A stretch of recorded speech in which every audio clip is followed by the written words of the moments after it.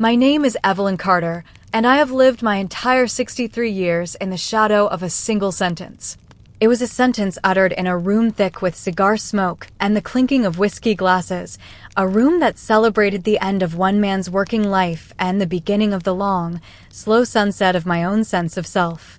My father, Arthur Carter, a man built of granite and quiet resolve, was retiring after 45 years at the helm of the family business, Carter and Sons Construction. The "and Sons" was always spoken with a particular weight, a pride that seemed to physically puff out his chest. I was his daughter, his only daughter, and on that night, surrounded by his colleagues, his friends, and my two older brothers, he stood to give a speech. He spoke of hard work, of legacy, of the sweat and sacrifice that built something from nothing. And then, his voice thick with emotion I rarely saw, he looked at my brothers, Robert and Michael. "These boys," he said, his voice cracking just slightly. "These men. They are my legacy. I owe it all to my sons. My daughter," he paused, his eyes scanning the crowd until they found me, sitting beside my mother. He gave a small, almost pitying smile. "My daughter never had what it takes." The air went out of me. It was as if someone had struck a physical blow to my sternum. The room, for a moment, swam in a nauseating blur of smiling, nodding faces. They heard the words. They nodded in agreement. Of course she didn't. She was just a girl. A daughter. The sentence didn't land like an insult, but as a simple, accepted truth. And in that moment, a lifetime of quiet effort, of desperate striving, of unspoken love, crumbled into dust.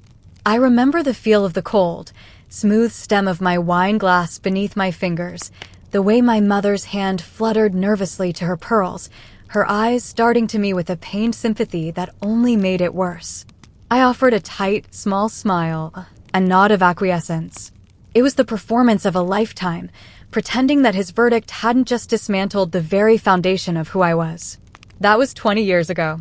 The sting has faded from a searing burn to a deep, permanent ache, a fossil of pain preserved in the layers of my memory. I live now in a modest apartment in a quiet suburban neighborhood in Ontario, Canada. The maple tree outside my window is a blaze of fiery red and gold, another autumn settling in. It's a time of year that always makes me reflective as the world prepares to sleep, to let go.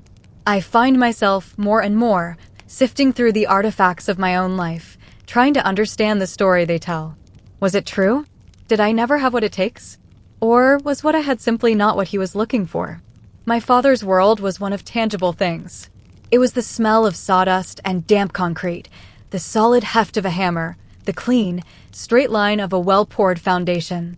Carter and Sons was his kingdom, a realm of physical strength and blueprints that left no room for ambiguity. Robert and Michael were his princes, born with a natural affinity for this world. From the time they could walk, they were at his side, their small hands clutching miniature tools, their voices piping up with questions about load-bearing walls and roofing joists. I would watch them from the kitchen window, a trio of figures moving in the golden light of a summer evening, a perfect, self-contained unit. I was inside, helping my mother with the supper, learning the geometry of pie crusts and the quiet language of a well-kept home. But I longed for that other world. I didn't want to bake pies. I wanted to read the blueprints. I didn't want to darn socks. I wanted to understand the mathematics that held a house upright. When I was 10, I spent a month building a detailed model of a Victorian dollhouse from scraps of balsa wood and cardboard I'd salvaged from the workshop. I meticulously measured, cut, and glued, creating intricate gingerbread trim and a wraparound porch. My heart pounding with pride, I presented it to my father one evening as he sat in his armchair, reading the paper. He put the paper down, examined my work with a critical eye. "Not bad, Ellie," he'd said, using his pet name for me. "The scale's a bit off on the gable, and you've used the wrong kind of glue. It'll warp in the humidity. But it's a nice little thing for a girl." He patted my head and went back to his paper. The nice little thing was placed on a high shelf in my room, a monument not to my effort, but to my fundamental misunderstanding of the materials. I had used the wrong glue. It was a metaphor that would haunt me. As a teenager, my attempts to enter his world became more desperate and more clumsy. I asked if I could work in the office during the summer to answer phones or file invoices. "The office is no place for you," Ellie, he'd said. "It's all dust and rough language. Your mother needs you here." So, while Robert and Michael were out on sites, learning the business from the ground up, I was at home, learning to fold fitted sheets with military precision. I tried to engage him in conversation about the business, about the new housing development going up on the edge of town. "Don't you worry your pretty head about that," he'd say, smiling indulgently. "It's complicated." His love for me was a gentle, smothering thing. It was a love that sought to protect me from the harsh realities of his world, a world he reserved for his sons. He wasn't cruel. He was, in his mind, being a good father. A father who provided a soft, safe haven for his daughter. He never saw that the haven felt like a cage. I found my own world, eventually. In books. In numbers. I discovered a talent for mathematics, a love for the elegant, unassailable logic of equations. It was a world where the glue was never the wrong kind, where a line of reasoning either held fast or it didn't. I won a scholarship to study accounting. My father was bemused. "An accountant," he'd said at my graduation dinner. "Well, I suppose it's good to have a head for numbers. You can help your mother with the household budget." Robert and Michael, who had barely scraped through high school, clapped me on the back, their congratulations tinged with a kind of patronizing amusement. My achievement was a quaint diversion, a sideshow to the main event of their lives. I built a career. A good one. I became the financial controller for a large manufacturing firm. I commanded respect, managed multi-million-dollar budgets, and navigated complex corporate structures. But in the landscape of my family, I was still just Ellie. When I spoke of a successful audit or a complex merger, my father's eyes would glaze over. But when Michael managed to secure a contract to build a new garage, it was the topic of conversation for weeks. The scales were irrevocably skewed. My currency had no value in the economy of his admiration. The years rolled on. I married a kind man named David, a teacher who loved my sharp mind and never once made me feel I was using the wrong glue. We tried for children, but it wasn't to be. Another thing I couldn't build. Another foundation that remained unpoured. David passed away too young, a sudden heart attack that left me adrift in my quiet suburban apartment, a widow with a career and a heart full of unsaid things. My father, by then, was slowing down. Robert and Michael were fully running Carter and Sons, though everyone knew my father still held the reins in his mind. The retirement party was their idea. A final, grand celebration of the patriarch. And so, I found myself in that smoke-filled room, wearing a dress I'd bought for the occasion, a silent, smiling ghost at the feast of my father's legacy. A legacy from which I was explicitly, publicly excised. My daughter never had what it takes. After he said it, after the speech was over and the crowd descended upon him with handshakes and backslaps, I slipped away. I stood in the cool night air outside the banquet hall, looking up at the cold, distant stars. I didn't cry. The hurt was too deep for tears. It was a tectonic shift, a final settling of the bedrock of our relationship. He had given me his answer after a lifetime of me asking the question. And it was no. The morning after the retirement party, the world had a different quality to it. The colors seemed muted, the sounds dulled, as if I were viewing life through a pane of thick, frosted glass. I drove back to my apartment in Ontario, the long, monotonous highway unspooling before me, a gray ribbon matching the gray inside my chest. David had been gone for 5 years by then, and the silence of my home, which I had grown accustomed to, now felt profound, an emptiness that echoed my father's verdict. I was alone. Truly alone. For weeks, I moved through my life like an automaton. I went to work, I managed my team, I crunched numbers with my usual efficiency. But the passion was gone. The belief that my work mattered, that I mattered, had been surgically removed by my father's words. If I never had what it takes in the one arena that truly counted, what was the point of excelling in any other? My father's definition of what it takes, that blend of physical grit, entrepreneurial daring, and masculine camaraderie, had become the only definition that held any weight. My success was a fluke, a pale imitation of the real thing. I began to withdraw. I declined invitations from friends. I let the potted plants on my balcony wither and die. I would sit for hours in the evenings, just staring at the blank television screen, the memory of that night playing on a continuous, torturous loop. My mother called, her voice laced with a concern she couldn't quite articulate. "Your father, he didn't mean it like that, Ellie. You know how he is. He gets emotional. He was talking about the business, that's all." But that was the whole point, wasn't it? The business was his life. To be excluded from the business was to be excluded from his life's meaning. "I know, Mum," I'd say, my voice flat. "It's fine." It wasn't fine. A slow, cold anger began to kindle deep within me, a small, stubborn flame in the vast grayness. It wasn't anger at my father, not yet. It was anger at myself. For caring so much. For spending a lifetime seeking a validation that was never, ever going to come. For building my entire identity on the shifting sands of his approval. I had become the architect of my own misery, constantly designing structures for a foreman who never even glanced at the plans. It was during this period of bleak introspection that I started cleaning out the spare room. It had become a dumping ground for boxes of old memories, things I'd brought over from my parents' house after my mother had downsized following my father's death a few years after his retirement. He had a peaceful end, slipping away in his sleep in the same house he had built with his own hands. At his funeral, Robert and Michael had given the eulogies. They spoke of the business, of his teachings, of his strength. I was asked to do a reading from the Bible. A supporting role, as always. The daughter.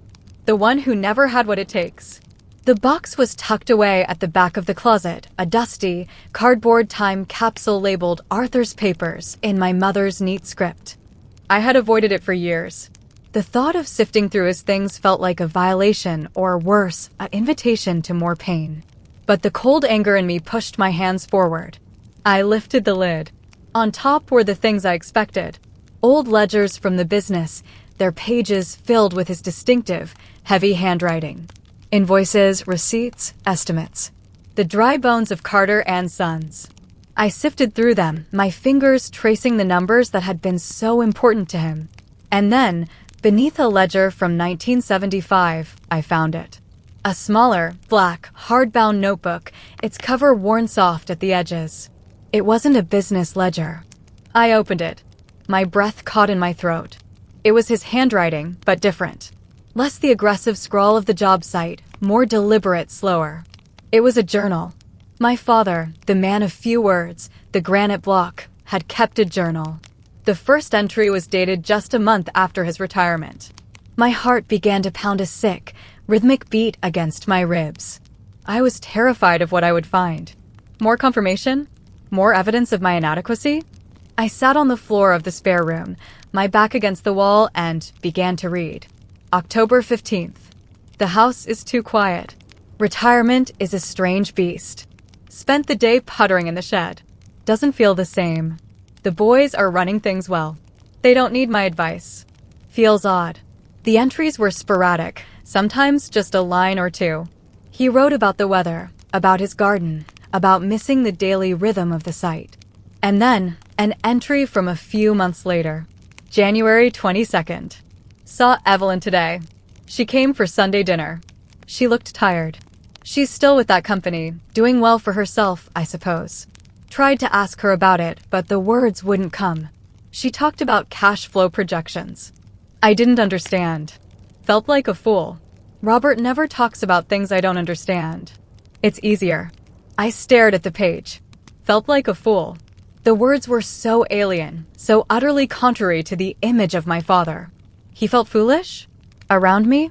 I kept reading, my hands trembling now. The entries became more reflective as the years went on. March 8th. Dreamt of teaching Ellie to swing a hammer when she was little. She kept dropping it. It was too heavy for her. Woke up with a sore heart. I always wanted to build her a world that was safe, beautiful. A world without calluses and splinters. Maybe I built her a prison instead. She always looked at the blueprints with such longing in her eyes. But that world, it's a hard world. It breaks men. I couldn't let it break my little girl. Tears were streaming down my face now, dripping onto the worn cover of the journal. He saw my longing. He had seen it all along. I flipped forward, my vision blurry, until I found the entry I was both dreading and desperately seeking. The date of his retirement party. June 10th. The party tonight. A room full of people. All talking. So noisy. I had to give a speech. I looked at Robert and Michael. My boys. So strong. So capable. I am so proud of the men they've become. I owe them everything for carrying on the name. And then I saw Ellie, sitting there so quiet and still. So beautiful. Like her mother. She has a stillness I've never had. I felt this wave of shame. What did I ever give her? What did I ever build for her? I tried to say something, to include her. The words came out wrong. I said she never had what it takes. I saw the light go out of her eyes. God forgive me. I meant I never had what it takes to be the father she needed. I didn't have the tools to build a bridge into her world. Her world of quiet thoughts and numbers. I failed her. And now it's too late. I let out a sound, a choked sob that had been trapped in my chest for 20 years. I curled into a ball on the floor, the journal clutched to my chest, and I wept. I wept for the little girl with the balsa wood dollhouse. I wept for the teenager desperate for a word of approval. I wept for the woman who had built a successful life on a foundation of perceived failure. And I wept for my father, the man of granite, who carried this secret shame in his heart until the day he died. He hadn't been dismissing me. He had been confessing his own inadequacy. In his clumsy, inarticulate way, he had been trying to say he was sorry. The sentence that had defined my life for 2 decades had meant the exact opposite of what I'd believed. He didn't think I lacked what it takes. He believed he did. The discovery of the journal did not magically erase the pain of a lifetime. It wasn't a key that unlocked a happy ending. It was more like finding the missing piece of a complex, painful map. The landscape of my past was still the same, but now I could finally see the true contours of it. The mountain of my father's rejection I had been carrying for so long was, in fact, a twin peak, and his own mountain of regret was just as tall and just as heavy. For a long time after reading it, I simply sat with this new, disorienting truth. The anger I had nurtured, the cold, hard stone of resentment in my gut, began to soften, to morph into something else entirely, a profound, aching grief. Not just for myself, but for him. For the conversations we never had, for the bridges we were both too afraid, too proud, or too ill-equipped to build. We had been 2 ships sailing in the same dark water, each seeing the other's light and mistaking it for a distant, unapproachable star. I started to see my childhood through this new, corrective lens. The times he'd shooed me away from the workshop weren't a dismissal of my interest, but a protection from the sharp tools and rough language he saw as contaminants. His indifference to my academic success wasn't a lack of pride, but a bewildered silence in the face of a world he couldn't comprehend. He knew the language of oak and concrete, not cash flow projections. My world intimidated him. And in the economy of a man like Arthur Carter, you do not show fear. You build a wall instead. I took the journal and I drove out to the cemetery where he and my mother were buried. The autumn leaves crunched under my feet, a symphony of finality and release. I stood before his simple headstone, Arthur Carter, beloved husband and father. I traced the letters with my finger. Father. I read your journal, Dad, I said, my voice quiet but steady in the crisp air. I finally read it. I told him everything. I told him about the model dollhouse and how his comment about the glue had felt like a judgment on my very soul. I told him about the loneliness of watching him with my brothers, the invisible glass wall between us. I told him about the retirement party, the searing pain of his words, the 2 decades I had spent believing I was a disappointment to him. But I understand now, I whispered, the wind catching my words and carrying them away. I understand you were trying to protect me. And I understand that you felt you'd failed. You didn't, Dad. You didn't. I placed a single, smooth stone I'd picked up from the path on top of his headstone, a tradition, a marker of a visit. I had what it takes, Dad. I had it all along. And so did you. You just didn't have the same blueprint as me. A peace settled over me then, a quiet, deep-down peace I had never known was possible. It wasn't happiness. It was acceptance. It was the final, solid pour on a foundation that had been shaky for 63 years. The story doesn't end with a dramatic reconciliation, because life so rarely offers those. It ends with a quiet integration. I began to live my life differently. The need for external validation, the ghost of my father's approval, finally lost its power over me. I found a new energy for my work, not as a substitute for his approval, but as an expression of my own capabilities. I started gardening on my balcony, my hands, for the first time, willingly and joyfully in the soil. I was building something, tending to something on my own terms. I reconnected with Robert and Michael. Our relationship had always been cordial but distant, colored by the unspoken family dynamic. After our mother passed, we were all that was left. I invited them over for dinner. We were awkward at first, 3 retirees in their 60s, navigating the unfamiliar territory of being just siblings, without the defining presence of our parents. Over a bottle of wine, I found the courage to speak. I didn't show them the journal. That was between my father and me, but I talked about my feelings. I told them how I had felt growing up on the outside looking in. To my surprise, Michael, the younger of the two, looked down at his hands. "He was hard on you, Ellie," he said quietly. We saw it. We didn't know what to do. Robert nodded. He was a complicated man. He pushed us, sure, but it was a different kind of pressure. He never thought we were as smart as you. He'd say, "Your sister, she's the brains of the whole family. We always thought you had the easy ride." I stared at them, stunned. The easy ride? They had lived with the weight of his expectations, the pressure to carry the legacy. I had lived with the weight of his neglect. We had been in the same house, but we had inhabited different worlds, each seeing the other's burden as a blessing. We talked for hours that night, unraveling the tangled threads of our childhood, building a new, fragile understanding in its place. It was a beginning. Now, as I sit here in my Ontario apartment, watching the last of the autumn leaves let go and spiral to the ground, I feel a sense of wholeness. The narrative of my life has been rewritten. It is no longer the story of a daughter who wasn't enough. It is the story of a father and a daughter who loved each other deeply but spoke different languages, who tried to build a connection but used the wrong blueprints, the wrong glue. The memory of the retirement party has lost its power to wound. When I think of it now, I don't hear the crushing finality of his sentence. I see a tired, old man, standing in a room full of people, lost in the world he built, finally seeing the one thing he couldn't construct, a bridge to his own daughter's heart. And in his failure, he gave me the most valuable gift of all, even if it took 20 years to find it. He gave me the truth. And the truth, I've learned, is the only foundation sturdy enough to build a peaceful life upon. My dad said I never had what it takes. But he was wrong. And in the quiet of his heart, he knew it. And that finally is enough.